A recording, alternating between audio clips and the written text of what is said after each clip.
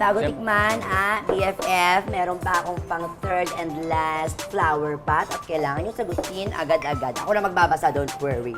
Ang isang relasyon, parang isang ulam. Dapat tama ang timpla, tamang tamis, asim, alat, pait at anghang. Ang tanong ko, ano ba ang nagpapatama ng timpla ng lutong dongyan? Ito ba'y tamis asim, tamis anghang, tamis alat, pait anghang, o pait tamis? Tamis ang hang ako. Tamis anghang. Tamis ang hang. Bakit tamis anghang, Papa Dong? Siyempre, pag matamis, sino may ayaw ng matamis, di ba? Para maging balance, lagyan mo ng konti. Anghang. Woo! Siguro ako all of the above. All of the above. Oo, tamis asim, tamis anghang, tamis Pati yung pait? alat, pait anghang, pait tamis.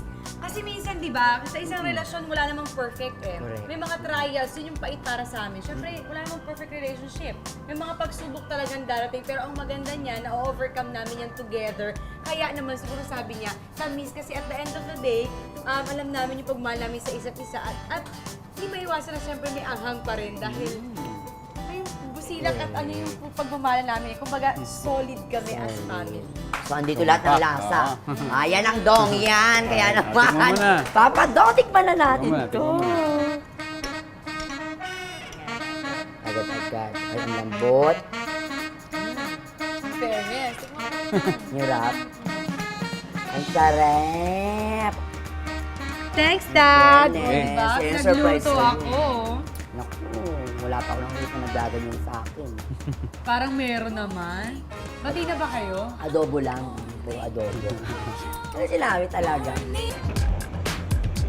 Eto na, BFF, dahil birthday mo nga, nako, naghanda si Chef Ray, ang executive chef of Tipsy Pig para sa mga handang ito. Oh, mga pagkain. Wow, Chef, baka gusto niyo kaming bigyan na idea. Ano ba ang pangalan ng mga ito? Parang ang sasarap. Correct. Actually, ito yung mga ibang bestsellers namin. No? Yung una, that's Topot Belly Three-Way. Bali, meron siyang fresh tofu, fried tofu, tsaka lechon kuwale. Okay, ito Tapos mo. itong sarap, pangalawa, spicy shrimp rigatoni pasta. Gawa siya sa homemade butter sauce. Ito naman po, Chef. Ito si grilled salmon with mashed potato and pesto and beurre blanc sauce. Oh. Tapos ito yung version namin ng kare-kare.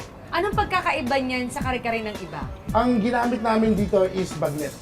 Bagnet, Ilocos, mga ganyan. Ay, tikman na natin. Pwede mo namin tikman? Sure, go. Dadalong, Enjoy. ikaw, anong unang mong titikman? Ito, favorite ko yan dito eh. Yung pasta na yan. Pasta. Actually, naisipan namin yung Tipsy Pig kasi gusto sana namin ma-incorporate yung pag pumunta yung tao dito, para siyang one-stop place na pwede ka kumain ng masarap na food, tapos pwede ka na rin uminom ng masarap na mga cocktails. Kasi aside from being a restaurant, nagiging bar din to after 10 p.m. eh. Wow.